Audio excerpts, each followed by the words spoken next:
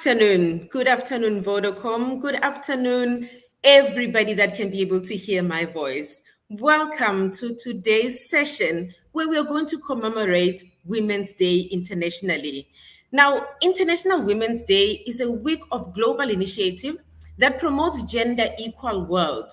I'm excited this year that we're going to be talking about this and looking into breaking the bias that is connected to gender equity.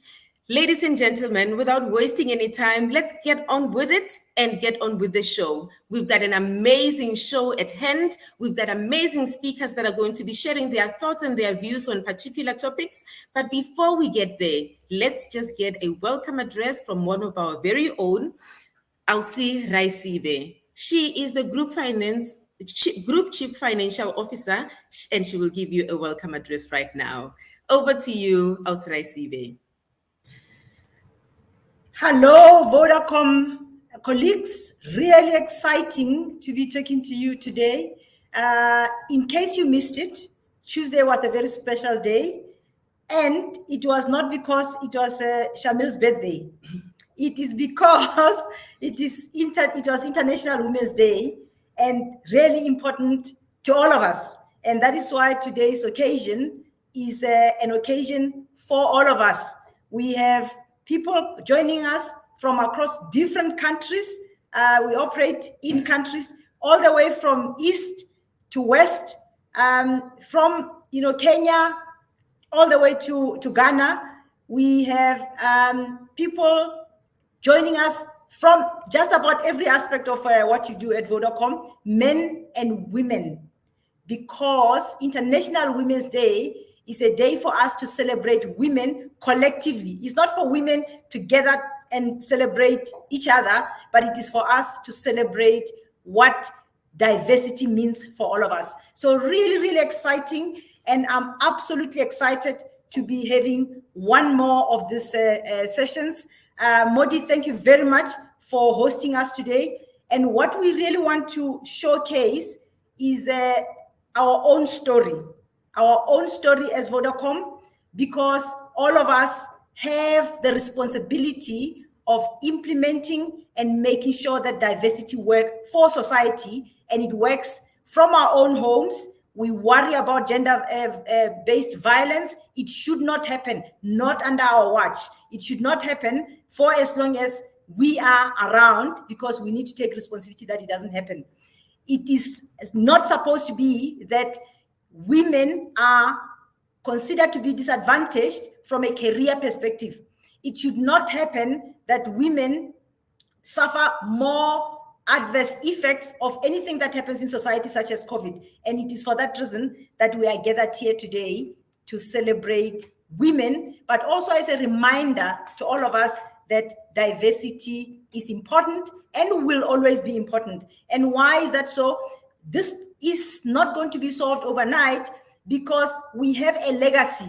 Our forefathers had, for various reasons, managed society in such a way that you ended up with gaps. And today, where we are, we're quite encouraged by some of the steps that society has taken moving forward. And that is why Modi and me are here talking to you, and many of the people that are going to be coming across, because society has moved such that it is able to accommodate and have more women involved in society. But it is also because, some of the gentlemen who are going to be on the platform will also be sharing their stories to show you that it is not just because Modi and I and many of the women around Vodacom have done things to be where we are, but it's because our fellow gentlemen in society have also worked with us to move society forward. So really exciting. But starting from home is to really say that from a leadership perspective, as Vodacom, we're not just talking, but we are doing. And I can say that for many people who have been around for a long time, I'm sure you are noticing the difference. There is absolutely no assumption that we have reached the end of the journey in terms of a transformation of society and accommodating women. But I can safely say that, from the leaders that we have,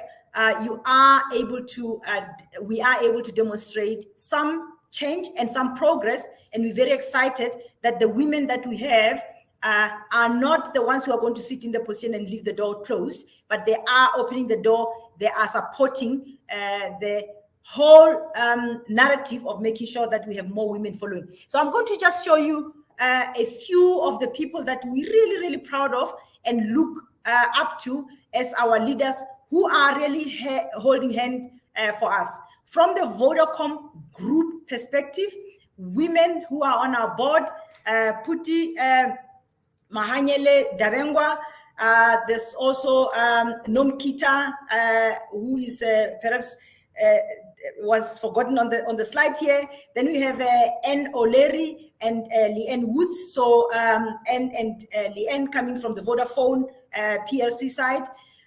We also have women who are representing us on various boards in other parts of the Vodacom group. In Tanzania, we have women such as Margaret Ikongo, Winnie Uwoku, Tembeka, and others. And then from a Safaricom perspective, Linda, Rose, and Winnie is also on the Safaricom board, and continue looking at other women who are playing big role in terms of leadership in our group. We have the chairperson of the board in DRC, who is Feni Kazadi. We have the chairperson of REMCO and other committees in Lesotho, Lebohang Komari.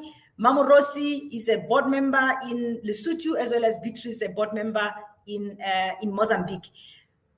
I am not going to go through all the women that we have in leadership. We have across the board this as a conversation that we can constantly have because it matters. So on that note, I am very, very excited about having one more celebration, and I'm sure we're going to have many more to come, and a celebration that embraces what matters most in our society. Why? Because many of us have daughters, and we want their trajectory to be different from us as their mothers, and our trajectory is already different from our own mothers. So on that note, I hand over back to Modi, who has an exciting program ahead, and I'm really, really pleased that you guys have made time to join us today. Thank you very much, and see you later. Awesome. Thank you so much, Raisibe. That was straight to the point, and you've reminded us of the many issues that we still need to continue talking about in order to get to the bottom of this situation. Yes, I particularly love that you indicated that, yes, it's been a journey and we are going through that journey. We are not there yet, but we're definitely getting there with the support of the men that are in our lives that are helping to support make this happen. Ladies and gentlemen, without wasting any time, I have a panel of gentlemen here. We are going to have a discussion around a few topics that we have at hand. So without wasting any time, if we're able to have my panel to join me ready here so that we can be able to get this party started. Right. Welcome to my panel. We have Sean that is joining us, will be the ME of Group Finance. We have Sederson, who is the CFO, and Avinash, Managing Executive. Gentlemen, welcome, and thank you for making the time to be here to talk about these very important issues. Thanks, Modi. Thank you, Modi. It's an absolute delight and pleasure to be here. Awesome. Avinash?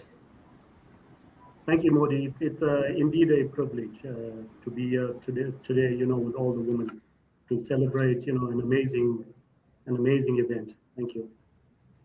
Beautiful. Thank you very much for making the time. Let's start off with the topics that we have at hand. We are going to talk about paternity leave. I don't know if there's any of you that have experienced or rather benefited from being able to take on this paternity leave that has been extended just recently. I think it's a wonderful gesture by the company because we're all about promoting wellness in the workplace. Let's start off with you, Sean. Paternity leave. What are your thoughts around it? Have you experienced? Yeah, not particularly experienced it myself yet, Modi. I was very encouraged when I heard that the policy was coming to Vodacom. I recently got married. I'm a bit of a late starter. And so if there's opportunity for me to, I think selfishly have it, then definitely something that I would like to come across my way. I think the main thing around it, and maybe just in terms of what I think is great about it, is really that it does recognize two things. I think it recognizes both the importance of the dad in the family, but also importantly, it recognizes some of the challenges as women have in terms of raising, or the traditional bias in terms of raising kids. I think it gives that opportunity from a paternity perspective to share the load as a couple ultimately. Be it in terms of what the priority is for that family life.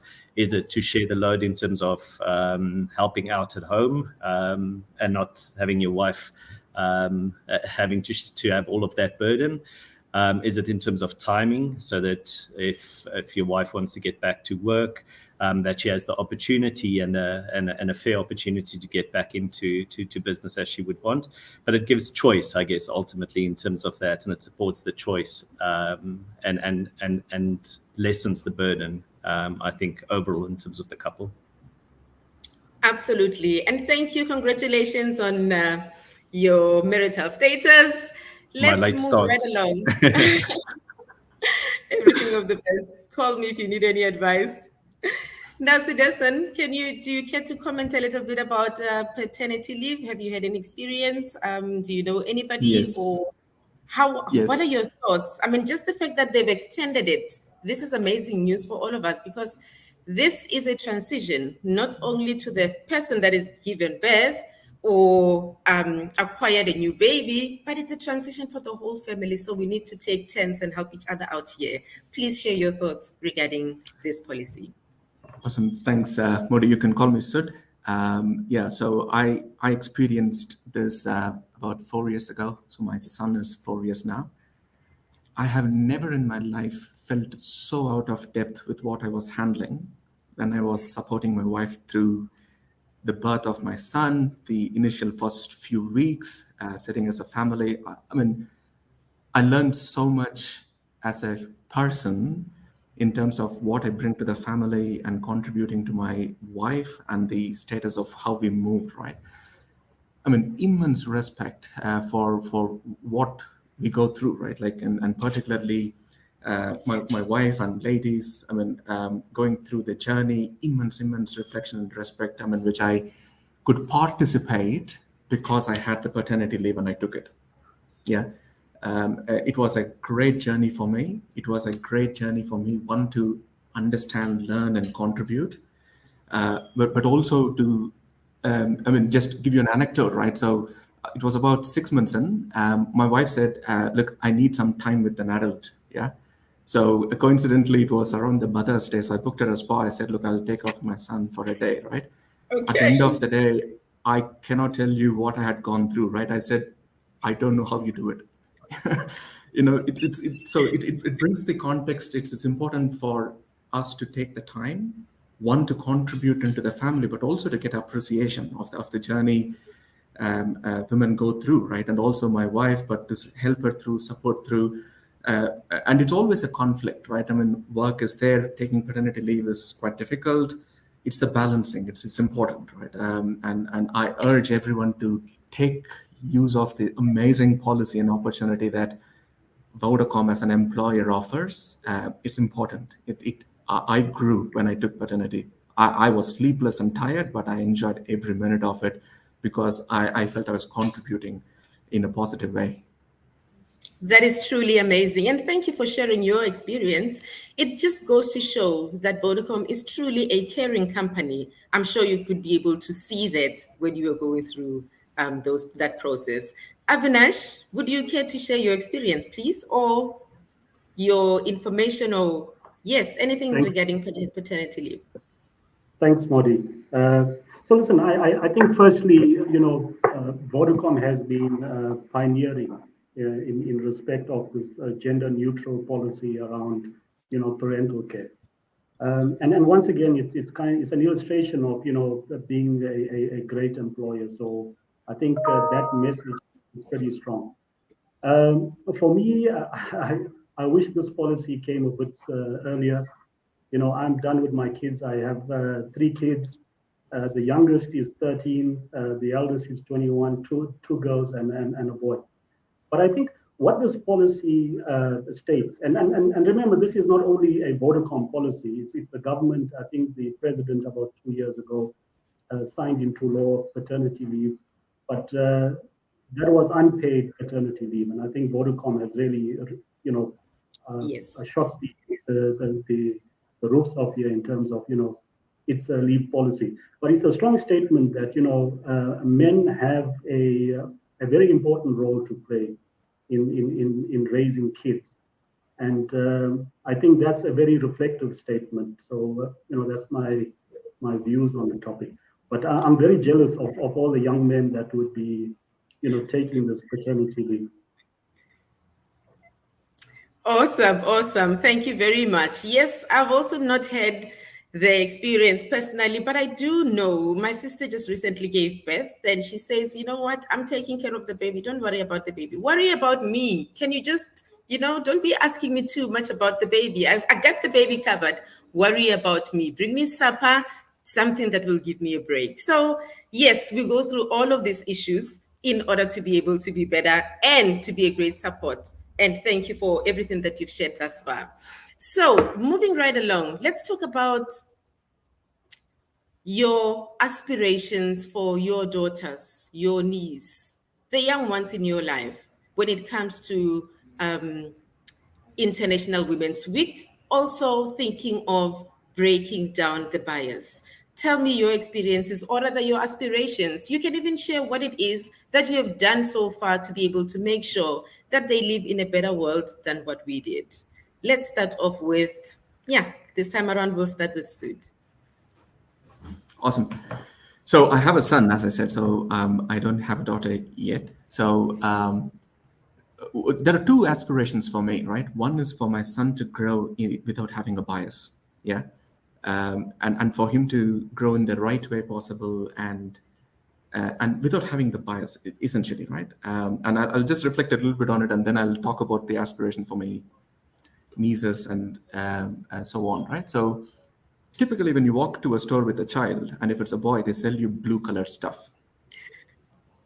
Yeah, it's there everywhere. I make it a point not to buy into the stereotype. Yeah, and if my son loves a pink toy, I get him a pink toy. All right, and I want him to not conform into the stereotypes which are created for various reasons. I mean, it's marketing, but unconsciously it creates the stereotype. So I'm very cognizant of raising my son in a way that he doesn't have the bias and he has a better outlook than, or the opportunity to develop an outlook compared to how men were raised a few years or many decades down below, right? So that's one aspiration for my son, right?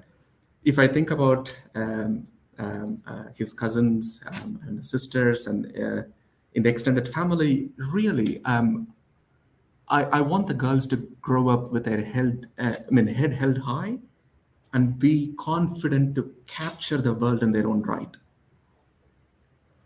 And it's a deep-rooted emotion, right? I mean, it's about nurturing and creating that opportunity. And I see that, I mean, my son, who's a boy, who grows up, he needs to contribute into that. So it's about breaking down the stereotypes and creating that opportunity for them to nurture and grow without any bias. Awesome. I think you just elaborated on what Raisibe said, that it will take men and women to be able to take this issue forward. And I think for you, the penny already dropped with regards to gender equality. So well done on that and keep up the good work. Avinash, will you just care to share your experience in connection with your aspirations for our young ones, mainly daughters, niece, whoever you are looking after that's younger than us? So Modi, I grew up in a matriarchal environment, and I grew up in a household with 5 women. I have 4 sisters, and my mom. My You're current blessed. household, yes, I am indeed. My current household, there's 4 women, 2 daughters, my wife and my mother-in-law. So with regards to daughters, I guess my ambition is that they need to have a great education. They need to be financially independent. They need to be treated equally and fairly. This is what I wish for them. Wonderful. That they need to be respected in the workplace, and they don't have to feel that they need to legitimize their contribution just because they are females. Precisely. But my greatest anxiety is that they choose their partners wisely, and you know individuals that care for them, respect them, treat them equally. I wish this for all daughters. And if you choose the wrong partner, you get into an abusive relationship. It really can be a very difficult life. So that's really it's really my biggest anxiety. With respect to my daughters, I must say that. Thank you very much for sharing. It looks like you are the best person to be able to tell us about the fact that women bring a spiritual touch into this world, especially considering that you are in a household where you're the only men. And I hope they spoil you rotten, and I'm sure they do that. Thank you so much for sharing. Sean, your thoughts, your aspirations for the young ones, the next generation, or even the young ones at present. Please do share your thoughts. Yeah, I think similar to Sid, so we've got a son. And so difficult for me to say in terms of aspirations for my daughter, but I'll say what my inverse, what the aspirations are for my son. Yes. And kind of reflecting both on what Sud and Avinash has said, it is to raise your son without the bias and the stereotypes, or to Absolutely. also to ultimately fight the bias and the stereotypes as well. And stand up for the equality, be it on any front. It's not just a gender front or anything else like that. It's on various fronts, and to always be fair in that sense. And maybe just to add to that, it's almost to round it up to say that to try and raise the son that Avinash would be happy for his daughters to pick ultimately. And once you Yes. those tick boxes, I guess, in terms of just reflecting on what he said as well, is that's what you want for your son and for your daughter ultimately as well. I'm particularly loving that this gentleman panel is talking about the tools that they can be able to give to the young ones, especially men, so that they can be able to be the people that we aspire to see in the near future. So thank you for what you're doing currently to make this world a better place already. Let's talk about women as leaders. Have you had anybody be somebody that you report to that is female? We're probably talking about the current situation, but we're not focused on that. Just your thoughts on that. Sean, let's start with you. Women leaders, your thoughts? How was your experience when you had a woman leader? Yeah, Modi, I think I've been very lucky in my work environment in terms of, especially on the finance side. I think I've predominantly actually had women bosses across my career thus far. And they've all been phenomenal leaders from which I've learned a lot, both, let's say, academically, emotionally, and how to treat people as well. So I think it's been difficult for me to suffer the bias in the workplace in that sense. And I think importantly, it's women that has inspired me as well. I think in terms of the current leadership that we've got, if you think about the wider group within Vodafone, again, in terms of finance, through Margarita, Recibe, my bosses in the past have been Sune, that's now at Vodafone, Belinda, that's still within the finance community here within South Africa, and all of them really been inspirational in terms of my career journey. So ultimately, that's also what you want to aspire to in terms of what you put through for the people that you lead, and have that unbiased view in terms of it's a great leader. It's not a great woman leader. And I think that's the important bit. I'm loving that very much. And thank you so much for sharing. Ladies and gentlemen, I hope you heard. Sean is one of our MEs, and his leaders have been mostly women. So that says something about the women leadership. Avinash, would you kindly share a little bit about women in leadership in your journey as in the position that you're in? So I think I have a similar story to Sean. So, 80% of my professional career I reported to female leaders. And, I think what I've learned from so firstly, I think when it comes to leadership, we shouldn't look at leadership through a gender lens. Gender, I mean, yes. Yeah. So certainly, what makes great leaders or leadership styles and approaches. A number of factors influence that. It is about experience, culture, religion. Which part of the globe you have grown up in, but also whether you're male and female. It is one of the elements, and I think when I reflect on that, and I reflect on all the female leaders that I have reported to, the so I'll be quite honest to say that much of who I am today, in terms of my outlook, my moral compass, has been influenced by females, both in my personal life as well as in my professional life. Amazing. The things that I learned from female leaders was how to multitask, to deal with a number of issues at any point in time. The attention to detail. The ability to look at complex issues, distill it, and deal with complexities and simplify those complexities. These are things that I have learned, and certainly in my current role, where we look at a portfolio, we have multiple markets, and at any point in time, there's some issue that's happening.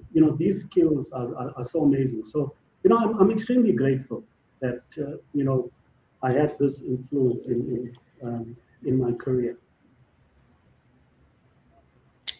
Wonderful. Thank you very much. If I just may ask you quickly this, it's an opinion of mine that I have based on what I've heard through chats that I have with my friends and people in my life. Do you find that at times, as a gentleman, you would share something, not expecting advice from the females that you'll be sharing this information with, but on the other hand, with them, when you speak to them, or rather when they speak to you, they actually just want to share what is on their heart and not necessarily looking for advice. What are your thoughts on that in just 1 minute, please, Avinash? Well, listen, I would approach it from this particular angle. Maybe I'm not answering your question, but my experience is that women are direct and they deal with the issue. They're transparent with their thoughts and feelings on any specific matter. And in the workplace, that is amazing, because that's what you need, to get things done. So that that has been my experience. That is amazing indeed. Thank you very much for sharing. Sid, please do share your thoughts. Women leaders, how has that been for you? Female leaders. Look, I've been fortunate enough to work for women leaders a lot, including the current role where I'm a fantastic leader, Raisi Bay. But also, if I think more broadly across Vodacom and Vodafone, there is a very strong leadership element coming through from women, right? So really fortunate, and I learn quite a lot from this experience. But I want to anchor this in two specific personal experiences that defined me when I was growing as a person and a professional. So believe it or not, my maths teacher was my mom. Yeah, so I couldn't slack. So she was a school principal. So that was my first leadership experience from a woman point of view, because she shaped my education in a way, and I couldn't thank her more than what I can, right? Like, I mean, that was my first real experience of a leadership element from a very close personal experience. And when I started, my first manager was a woman, yeah. And they always say your first manager shapes who you are as a professional. That's an experience that one can never discount. So the journey started from there, and I've nothing but huge appreciation and respect of what I have gained, what I have learned, and what I have been able to grow from the inspirational leadership that I've experienced with all the women leaders I've worked for, and I continue to do so. That is amazing. You know, it's wonderful to be able to get personal with people that deal with the kind of things that you deal with. I mean, I've got friends that are in the finance departments, and those people can do crazy and amazing things with spreadsheets. We call them people that count the beans. You know, you'd think that there isn't much of personal things that are going on in their lives, and that's just another bias that we're busy dealing with.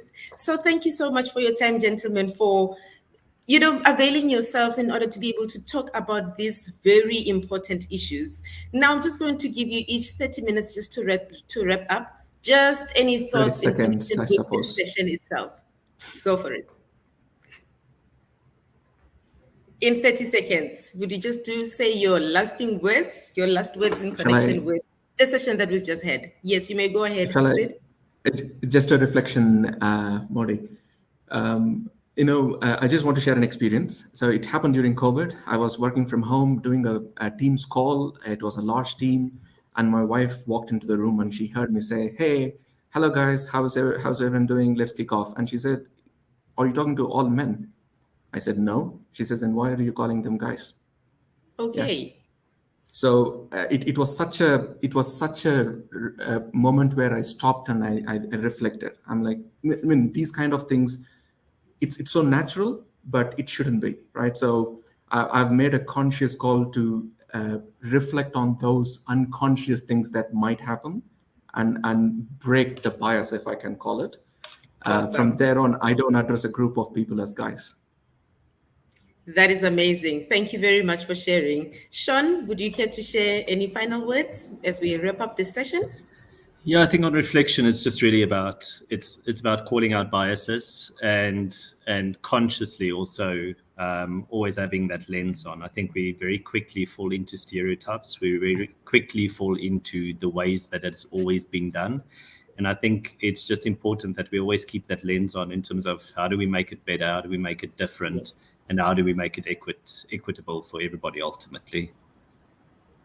Awesome. Thank you very much. Avinash, go for it. Okay, thanks. For me, I guess, on a continent where, gender-based violence is a big problem and a significant issue, I think as men, we have a role to play in terms of ensuring that, we put in the positive values in the younger men that's, following us. And, I try my best to do that in respect of the young men in my life, my nephews, my son. And I think that this is the way we are going to be able to, resolve this issue. Awesome. Thank you. Thank you. Well, from me, it's just to thank you, gentlemen, for making the time to talk about these very important issues. Thank you for being here and just sharing your personal stories. I'm definitely inspired, and I'm looking forward to more of such conversations with people like you. Thank you for making the time. Thanks, Modi. Thank you for having us over. Awesome. Thank you. Thank you.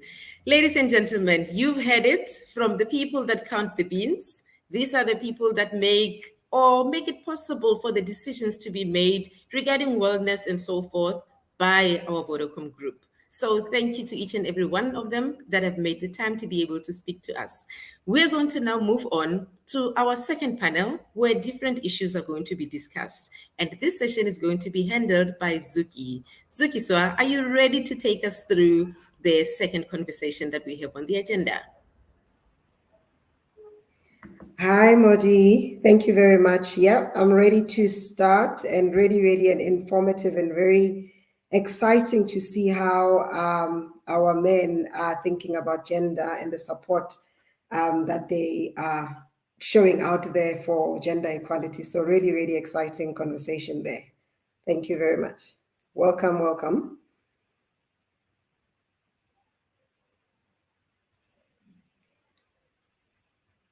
Sorry, I'm just waiting. Also, I have a panel that will be joining us. At the moment, I've got, I don't know if the panel is ready to join.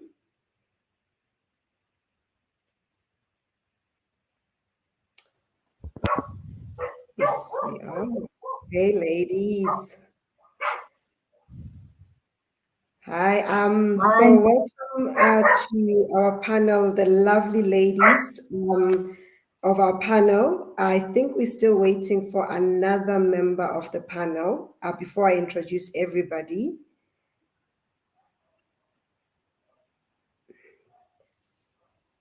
Ladies, can you hear me? Hi, Zuki. Yes, I can Morning, hear Zuki. you. Morning. Okay, cool. Hi, Nola. Hi, Mama Rosie. Hi.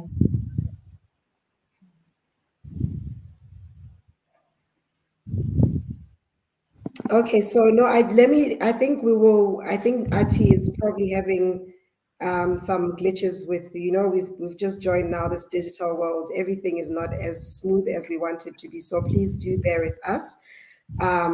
She is dialing in shortly. That's what she's just giving me as a message, because I just want to welcome everybody at the same time to give you guys all the same love.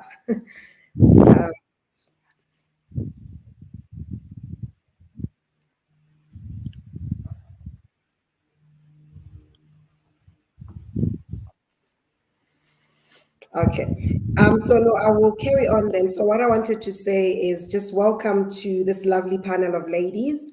What I normally would say our boss ladies in South Africa, what we call them imbogodo, just to give you guys an understanding of what that is. That means a rock. So meaning that women are a rock.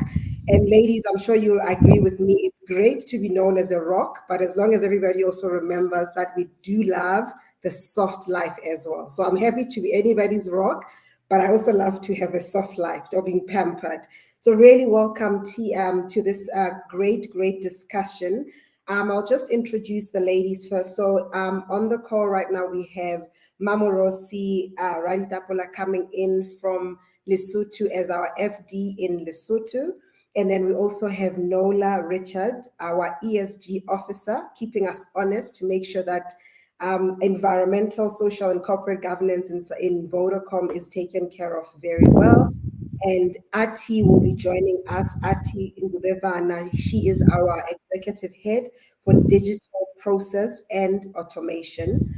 So I will just start with really just a quick conversation. There's just a few things that we just want to discuss in the part of the panel. And I guess the first one that I just wanted to raise, ladies, is to just find out if when you hear a word as a lady, as a woman, leading by example, what comes to mind when you hear that word? What do you think about? Could I just ask if Nola, you could start for us? Welcome, Ati. Hi guys. Is the sound Hey, still? Ati. You are in, Ati. Welcome. Oh, thank you. Can you guys hear me?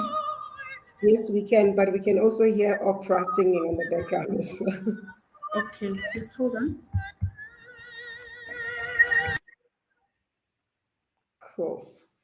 So Ati, I was just welcoming the panel. I've just introduced you to everybody online. And I just started out with one interesting conversation. I just wanted to understand from you ladies, when you hear the word leading by example as a woman, what does that say? What actually comes to mind? So I was asking if Nola could just take us through the thoughts that come to mind when you think leading by example. Thanks, Yuki. I think, sometimes I sat back and I reflected and I thought, when have I actually done this? Because it's easy to talk about other people leading as example, but I questioned myself. And it took me back through a journey. And I was actually very chuffed to realize that for me, it started very young. Um, I started out life with the traditional role models. Oh, I must go and do ballet and so forth. But after being told I was a little bit more like a little elephant with Coke bottle legs, that maybe I should not consider ballet, I actually then tapped into myself and realized that, maybe that's right. And I actually preferred soccer and cricket. And it was through that, and it was long before the days where there were girls' teams in all of this, giving away my age, but there was no girls anything. And because I felt strongly about it, I didn't wait for somebody else. I actually just signed up and joined the boys' soccer team and the boys' cricket team. And needless to say, everybody labeled me a tomboy and so forth, but it really wasn't about that. It was about saying, and there were a couple of girls who were interested, but nobody was courageous enough to actually just say, I'm here, put me in the team. This carried on into high school, where I loved playing squash. My male friends played squash, my dad played squash, and I thought, like, but why can't I play squash? So I subsequently signed up and I played in the boys squash team. And persisted there very often, got totally clubbed because the boys were bigger and stronger than me, and I had a lot more training by that stage. But it took that courageous step inside me, and I didn't even know I had it yet, but I decided I was going to be doing this. And then over time, the teachers started to notice, other girls started to notice, and we actually landed up forming a girls' squash league. So I just thought, okay, those are the examples where sometimes you may not be doing it intentionally, but by being true to yourself. So I'm kind of touching a little bit on the question about your own brand, but by understanding what I wanted to do, by not being afraid of falling into the gender stereotypes or perhaps being labeled something like a tomboy, which I absolutely hated, but I lived with it. I created a space for girls to join and to thrive. And now in my older days, I sit back and I see girls' soccer teams. We've got the girl cricket teams and so forth. And it is just a really good thing to sit back and reflect and say how, in my own way back when, as my son would say, maybe when the ark was around, I had actually the courage to lead by example, and then made space for women. That is really, really amazing, Nola, because to your point, you could have given up. You hated being called a tomboy. You could have just thought, let me just follow the status quo because this is not the norm. But by actually standing for your truth and what you believed in, you opened the opportunities for others that never would have had that opportunity. So really, I think that's really inspirational. Ati, on your side, what does leading by example mean to you? So I think a lot of people don't know this about me, is that I have a finance degree, right? So in as much as I'm leading this digital transformation narrative, my core background is finance. But now, if you think about it, how my mandate right now is to lead a digital transformation, I had to upskill myself in terms of understanding what is a fourth industrial revolution, what is to think digital, and therefore, by me actually transitioning from a traditional finance background in banking, I'm now playing in the more IT space, and I'm pushing the narrative that if I can transition from finance and leading a digital transformation agenda, then anybody else can, because as long as you have the appetite and ability to learn, you can transition and do anything that you want to do. Doesn't matter what gender you are. Awesome. Mamurosi, Hi, what is Zuki. Hi, everybody. your first thing that you're thinking of when you think leading by example? What are your examples that you've led by? Thank you very much, and I'm so happy to be part of this panel. I think for me, I've always said that I look at my goals first of all, and my own aspirations, and with that, I always go for what I believe is what will serve me, and therefore, I think first, and that has been informed first of all by the strong background in terms of how I was raised. I was raised by a very strong woman who pushed me a lot in terms of being self-sufficient and being independent, and therefore always knowing that I should not wait around and ask for somebody to recognize that I am around, but rather to look at what is it that I would like to go out for, and then go for it with boldness and not being afraid. And that has served me very well throughout my life in terms of always taking part in bold decisions. And it is something that even recently, as we were also in the same way in the women's in the 2 days ago with everybody in the team, I shared with them that you would probably have thought that traditionally we tend to say that somebody who is raised as an only child tends to be quite coddled, expected to be raised with a silver spoon in their mouth, and that's something that I was part of. But it also talks to, therefore, for me as a mother who's got 3 girls, who's raising 3 daughters, I always say I'm raising warrior women, because I don't want to wait around to be expecting to be handed anything, but rather to be clear in terms of what their aspirations are. And I've maintained and made sure that I try to not define for them what they should be going for, but rather to allow them to explore all that this whole world has to offer. And I hope that is something that will set them in their own paths. But that is how, for me, I've led my life about that.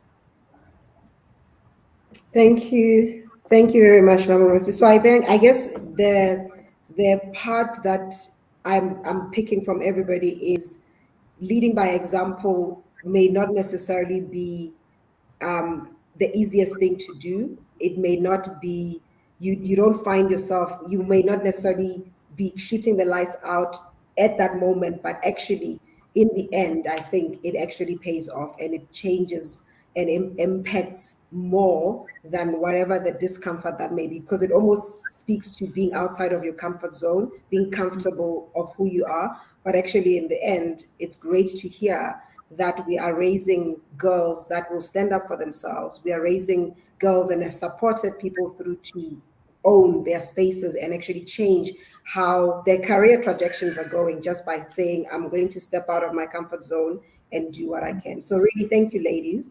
So another one, I just want to check on from you, Artie.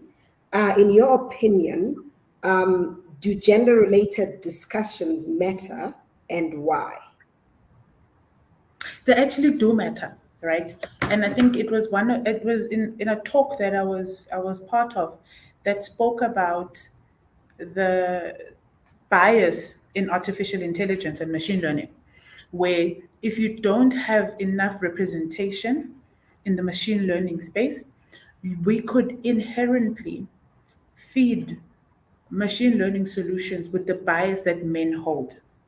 And I think a lot of people don't seem to understand what that means, right? In that, and I'll give a very basic example. In the South African landscape, there's a narrative that says South Africa doesn't have a saving culture. But if you really look at it, right, a lot of our mothers saved through stokvels, as an example. In our community, that is a saving. But in the traditional banking space, if we're saving as a stokvel, it doesn't identify Zuki as an investor or a saver because we get clustered in this compound concept of a group saving scheme, right? So if it then meant that we now need to package solutions for African females, do you see how by us looking at the data, right, by us having male data scientists in terms of identifying potential target markets, there will be fewer women that will be targeted because the men inherently do not have the understanding of how Black females save, as an example. So by us not having those those gender conversations, we could potentially be exclusive in the future because we do not have the right representation and therefore not the right gender conversations in the room, and therefore mispositioning our products, as an example, in the future because there's not enough data that will support the narrative, and the people that are building the solutions are also not females.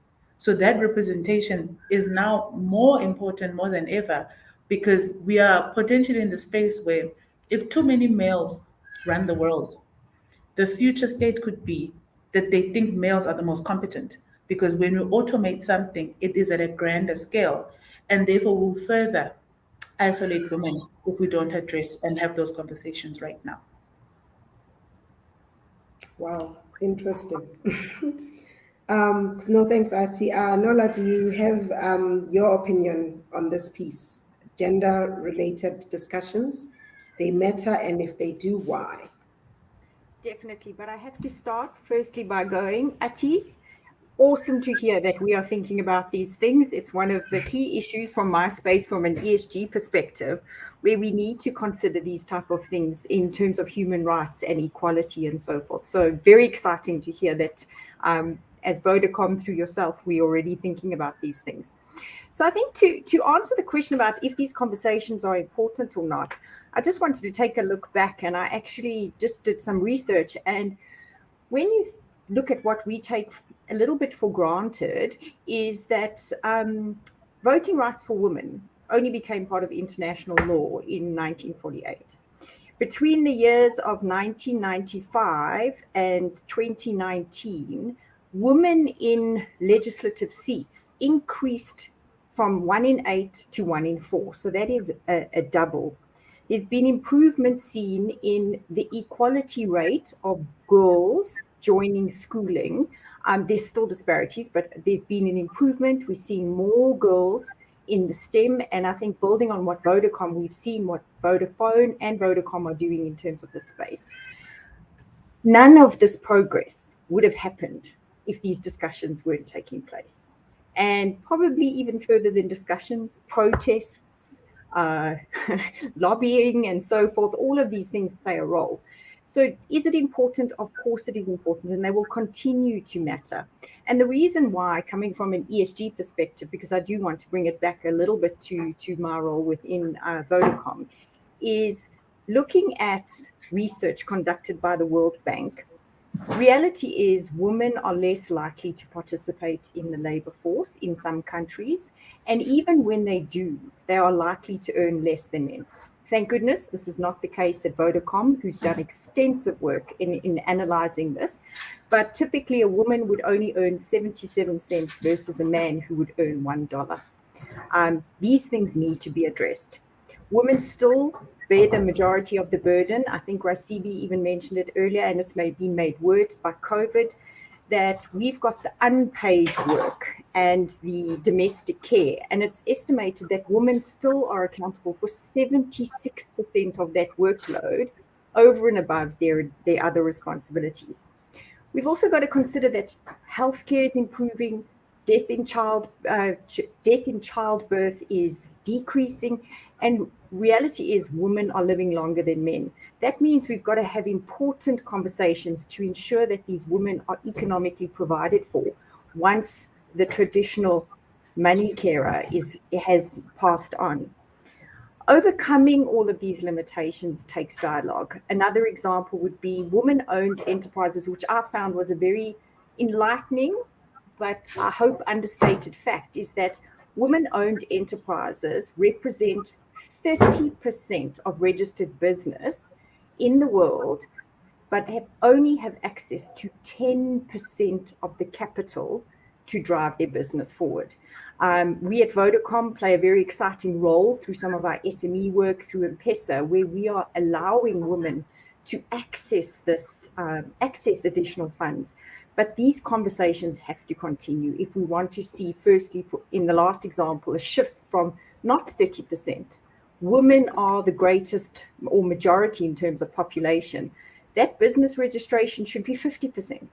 And definitely there should be equal access to capital. So I'm looking forward to having more of these conversations, and it is very good to hear and to see how Vodacom is doing that, whether it be through our supply chain, through the work that we're doing through financial services, or even M-Pesa. Thank you very much. Thank you, Nola. Mama Rosie, your opinion gender-related discussions matter and why? Yes, absolutely. They do matter. And I think first and foremost, something that even earlier, right, we talked to, the fact that particularly us in the African context, we are in a very much a patriarchal society. And while that there are things that it serves us to have that kind of society.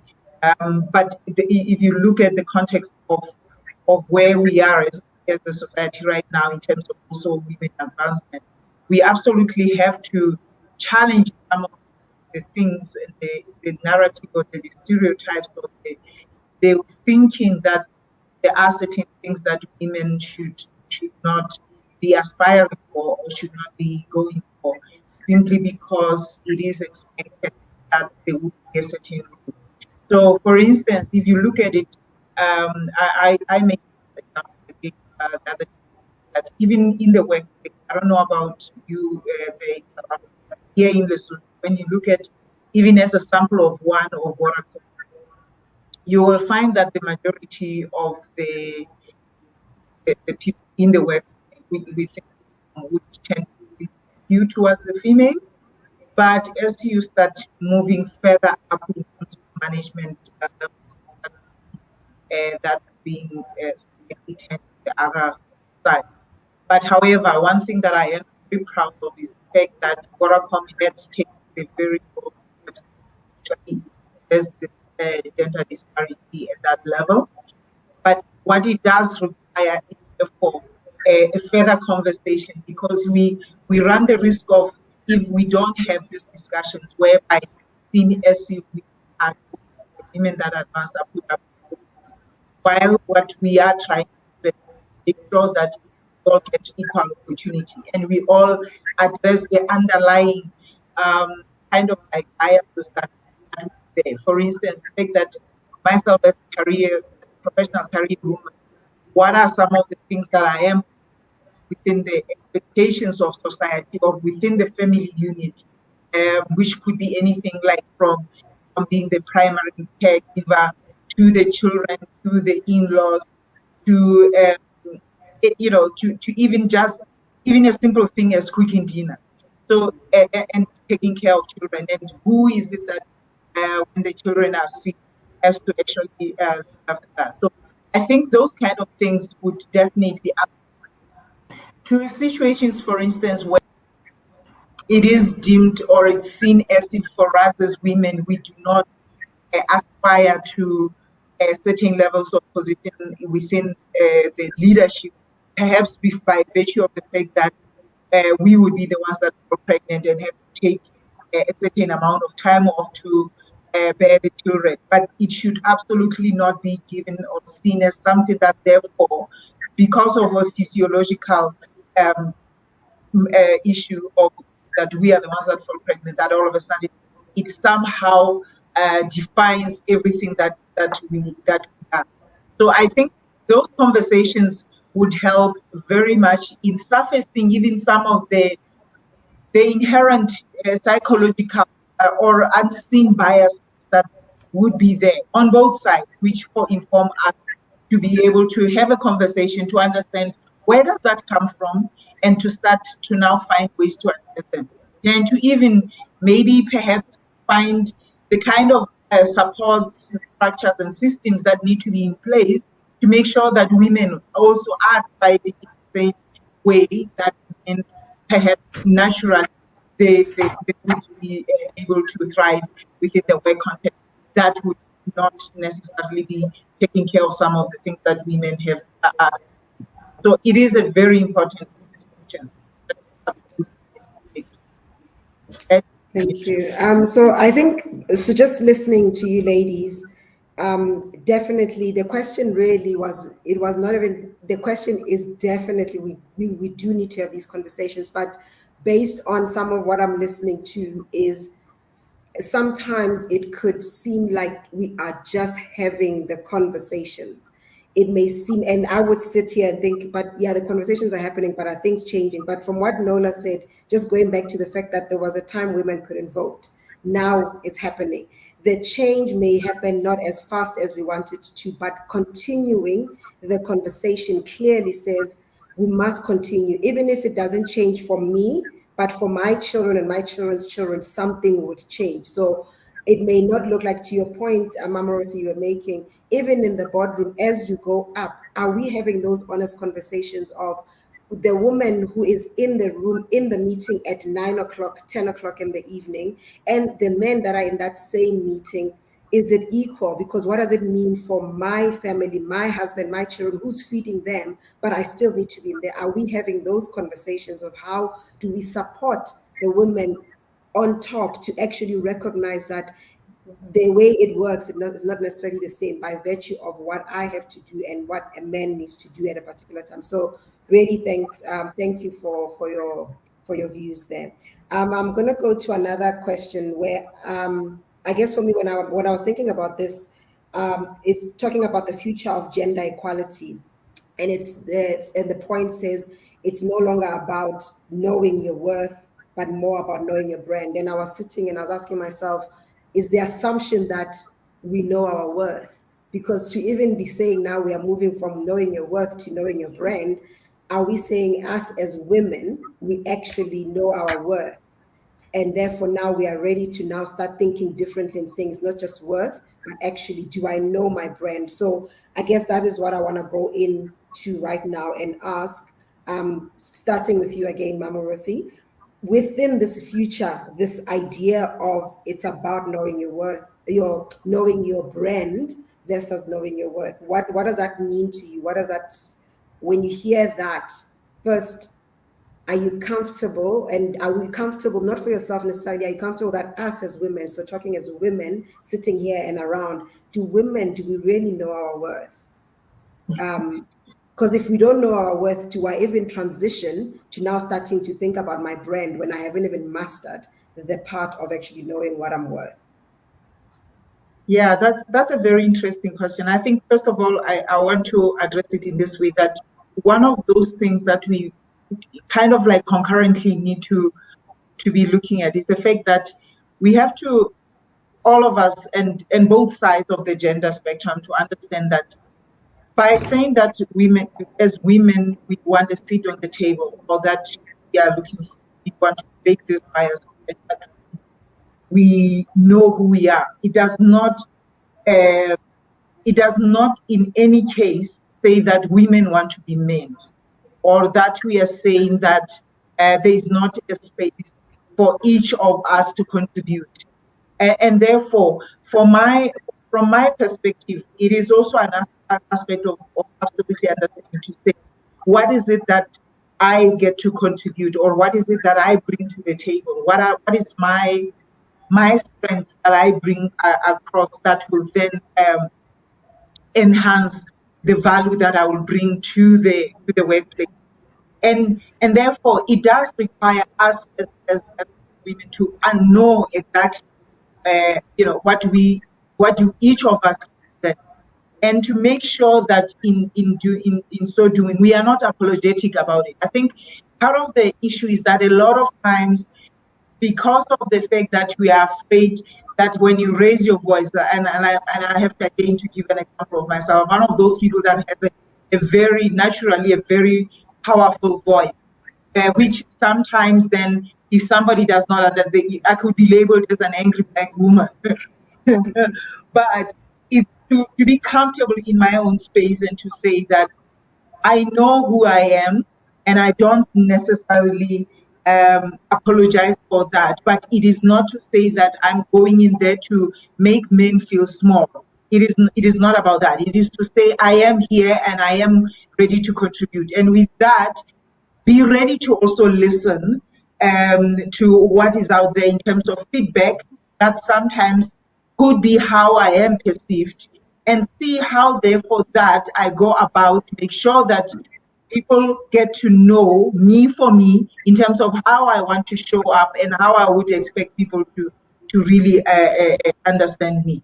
So it is a journey, and therefore, when you say that, are we there? Do we know ourselves? Do we know our brand? To my understanding, it is absolutely a journey. And this kind of conversations that even today we are having, that we've been having all week, they help to have both sides engage in this kind of like conversation that says, what are some of the issues that perhaps we are not surfacing that could help us as women to know what we are here for, or what we represent, or what is it that we are ready to contribute. So in that sense, that therefore then you can be able to absolutely be able to challenge. And like earlier what Nola talked about, the aspect of, like, say, if it was about equal pay, great. But once we know that we are worthy, we would then be able to go out there and actually challenge those kind of like stereotypes if they still exist.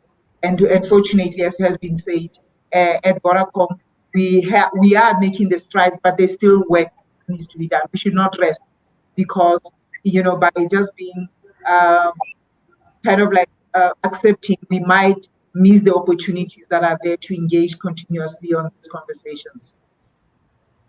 Thank you very much, Mama Rosie. Nola, if you could, I know you had touched on it slightly when we started earlier on, and I could sense there's a passion there on the importance of knowing your brand as a fee, as women. So I would just like to hear your opinion, your thinking here. Definitely. I think this is something which I personally have seen shift beautifully, if I can say, in the last 20 years of my career, from where women were quieter, meeker, sitting in support roles, to the stage where in the last few years, the most powerful leaders I've worked with have been women. I think reflecting back both on what I've seen through that journey as well as my own journey, I really heavily concur with so many things that Mama Rosie was saying. So the first and probably most important one is to stop being apologetic for who we are. We are emotional beings. We think differently. We have family commitments. We do not have to apologize for that.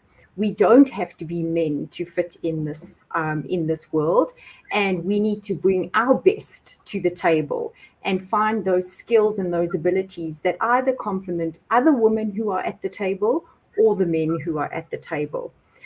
I think there is that journey where people start to, and we've all got to question and check and challenge ourselves. I think that's the one thing with breaking the bias, is it has to start with yourself. And I found myself falling into that trap and actually landing up doubting myself because of what somebody else had said. And it's a very small example, but if I had to give the kind of anxiety at first that flooded through me when it happened, I was on holiday a few years ago, and the next minute, this woman out of nowhere came and was so aggressively attacking me, accusing me of misleading my child and confusing him and messing him up. Why? Because he was holding a doll, a baby doll. And at first I thought, like, oh my gosh, am I doing that? And I started just thinking, like, okay, I'm doing the wrong thing, and am I a good mother and everything? And then I actually stopped and I reflected on the point. My son wanted a doll because he wanted to role model his dad. He wanted to be a daddy to a baby the same way his dad was caring for him. But my first reaction was to doubt myself. Rather than actually just say, yeah, what's the problem? So I think this is something that I have had to deal with. And in the space that I'm in ESG, and it is typically seen as a soft issue, a nice to have issue, and thankfully not at Vodacom. But I entered the space by knowing my own brand, knowing what I believed in, and I believe that corporates must play a significant role in a better world tomorrow. It's not about selfish pursuit of money. It's not about selfish pursuit of profits. Don't get me wrong. I want my pension fund to grow too, just like everybody else. But I do think we have to do it responsibly. And I entered this field long before it became popular. I started my journey in the space in 2010. And through that period, I had to deal with a lot of I don't know, maybe downward looking, to be quite honest, in terms of my role and my space, because I was just a woman dealing with the soft issues. Thankfully, as time progressed, and by being confident in what I believed in, and dealing with the setbacks and checking and challenging and sharing with both the women and the men around me why it was important, I started to get space. I started to be able to go and be given platforms at levels such as the board, to discuss these issues. And I think at first it was very intimidating, because at that stage, the ABSA board, because I worked at ABSA, was all men. And you used to go into those forums, and sorry, I hate to be blunt, old white men. And that was quite something. And they would talk to you, and it would be a little bit patronizing. And it would be a little bit like, oh, you don't know what you're talking about. But by sticking with knowing my brand, which was that I really believed this, and that I was not going to just back down because I was told by a man it was not important. It was something which I'm now in a space where we know that ESG is one of the top issues that the world is dealing with, and under pressure. Shamil is facing it every time, or CB is getting it. So I do think that we need to question ourselves, we need to believe in ourselves, and we need to stop apologizing. Thank you, Nola. Ati, you will be our last lady, not the least, but if you could just give us a view. But what I thought, just a quick one, I could link it directly, Nola, back to squash. You knew your brand then, you fought, you stood for it, you were able to create a lady squash in school. You started this in 2010 when nobody was making noise about it, and now we're in 2022 and it's very important, and you are still there actually owning that brand. So that's actually quite amazing how that comes together. Ati, we are running out of time, so if you could just give us your view on this piece, please. This is such an interesting piece in this particular comment, Zuki, in that I think 2-3 weeks ago, I got an email from one of our main technology vendor.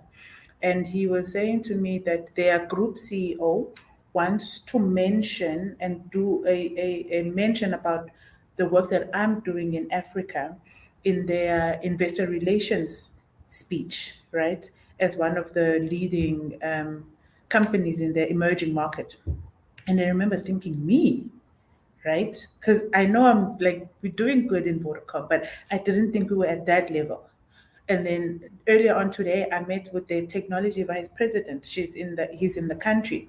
And again, when they asked to speak to me, I feel like it could be going somewhere else, type of thing. So I think what I'm trying to highlight is the concept of knowing your worth when you are a minority in the room brings about the concept of imposter syndrome, where you wonder, should I be here? And is there nobody else that should be here except for me? And even though I am here, am I still good enough? It's weird that a lot of people look at, and this is like a personal journey that I'm going through, of wondering, am I in the right room? And will Skulk not one day discover, that there's actually somebody better out there than me? Is something that I find interesting. And a lot of women that are in my space, and a lot of women that are in other industries tend to actually talk about this, but at a lighter phase. But I think it does become crippling, the concept of imposter syndrome and knowing your worth. Now, let alone knowing your brand. That is I feel like for me, that's something that's even further away if I still suffer from imposter syndrome. So that's something for me that I don't think as women we speak enough about, and that talks to being women in a unique space. You don't have those outlets that you can confidently speak to with your peers, because your peers are males, as an example. So for me, it is so an important topic for us to talk about and discuss. And I don't know if we are easily in that space of knowing our brand, if we don't even know comfortably what our value is. Thank you, ladies. Thank you very much to the ladies. I think we have run out of time. I will give the reins back to Raisibe to close the session for us. Thank you, Zuki. Thank you to the ladies. Wow, this has truly been phenomenal. I'm afraid we've run out of time. This is all that we had time for. And I would like to encourage you. As you could see, our men and females that are in leadership are doing something to break down the bias. The question is, what are you doing in order to be able to make this a better world for us currently and those that are coming after us? We are going to wrap this up now. I would like to encourage you to continue these conversations in your corridors, in your small communities, so that we can make this world a better place. Hashtag breaking down the bias. Thank you so much for dialing in. From me, Modi Koiman, and my team, it's goodbye. Have a wonderful day further. Thank you for joining in. And thank you to our panelists. Cheers.